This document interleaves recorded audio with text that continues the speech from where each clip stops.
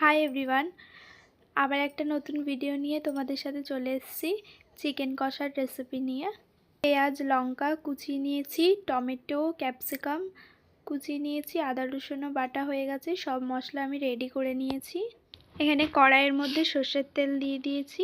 তেলটা গরম হয়ে যাওয়ার পর পেঁয়াজগুলোকে আমি সব ছেড়ে দিলাম। পেঁয়াজগুলো লাল লাল করে ভেজে নেব। আজকে মাংসটা আমি একদম কষা কষা করে রান্না করব। এর জন্য মাংসের মধ্যে আমি এখানে আলুও ইউজ করিনি। আলু দিলে টেস্টটা অতটা ভালো হয় না। মুখে যখন একদমই টেস্ট থাকে না, তখন এরকম ঝাল ঝাল কষা কষা মাংস খেতে খুব ইচ্ছে করে। এই রেসিপিটা তোমরাও একবার ট্রাই করে দেখো, খুব ভালো লাগবে।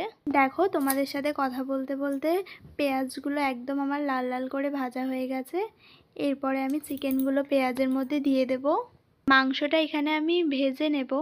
এখানে আমি কাঁচা মাংস মশলার মধ্যে অ্যাড করব না, সেই জিনিসটা খেতে আমার ভালো লাগে না। এই জন্য মাংসটা আমি এখানে পেঁয়াজের সাথে লাল লাল করে ভেজে নেব। মাংসটা রান্না করতে করতে আমার মেয়ে এদিকে রান্নাঘরে এসে আমাকে বলছে, মা আমি মাংস খাবো, কিন্তু ওকে আমি এখানে পোলট্রির মাংস একদমই দিই না। তোমরা হয়তো ভাববে যে ওকে পোলট্রির মাংস খাওয়াই না তো কিসের মাংস খাওয়াই, ওকে আমি দেশি মুরগির মাংস দিই, সেটা ওর পক্ষে ভালো। দেখো, মাংসটা আমার একদম লাল লাল করে ভাজা হয়ে গেছে। আমি এখান থেকে একটু গোলমরিচের গুঁড়োও অ্যাড করে দিলাম। গোলমরিচ গুঁড়োটা দিয়ে মাংসটা আমি ভালো করে আবার ভেজে নেব। কিছু আলাদাভাবে স্পেশালভাবে মাংসটা কিন্তু আমি এখানে করছি না। যেরমভাবে ঘরোয়া পদ্ধতিতে মাংস রান্না করে সেভাবেই আমি এখানে মাংসটা রান্না করছি। দেখো, মাংসটা আমার পুরো ভাজা ভাজা হয়ে গেছে। এবার এখানে আমি আদা রসুন বাটা দিয়ে দিলাম মাংসর মধ্যে।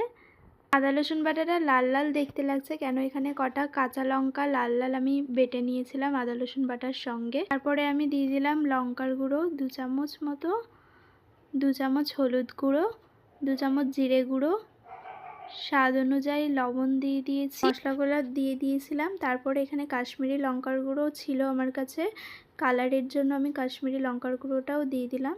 তারপর সব মশলাগুলো ভালো করে দেওয়ার পর মাংসটাকে ভালো করে নেড়ে চেড়ে নিলাম। এখানে মাংসটা একদম হাই ফ্লেমে ভালো করে কষিয়ে নেব আমি, যতক্ষণ না তেলটা ছেড়ে আসছে মাংস দিয়ে। মাংসটাতে কিন্তু বেশিরভাগ আমি কাঁচা লঙ্কাই ইউজ করেছি, লঙ্কার গুঁড়ো একদম 2 চামচ মতো দিয়েছিলাম। দেখো, তোমাদের সাথে কথা বলতে বলতে মাংসটা আমার একদম কষানো হয়ে গেছে, পুরো তেল ছেড়ে দিয়েছে মাংসটায়।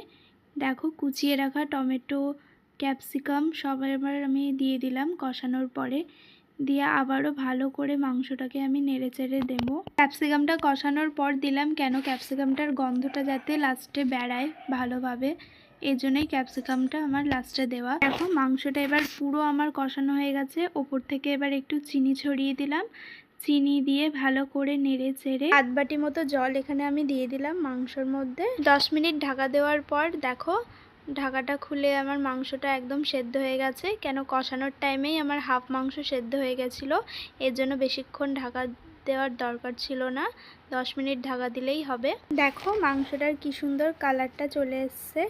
তারপরে আমি এখানে গরম মশলা গুঁড়ো ওপর থেকে দিয়ে দিলাম। ভালো করে মাংসটা এবার আমি নেড়ে চেড়ে নেব। দেখো, সানরাইজের গরম মশলা দেওয়ার পর কালারটা কত সুন্দর এসছে মাংসের। ভালো করে আমি আরেকবার কষিয়ে নিলাম মাংসটা গরম মশলা দিয়ে। দেখো, মাংসটা পুরো আমার রেডি হয়ে গেছে। এভাবে রান্না করে তোমরা বাড়িতে একবার খেও, আশা করি তোমাদের খুব ভালো লাগবে।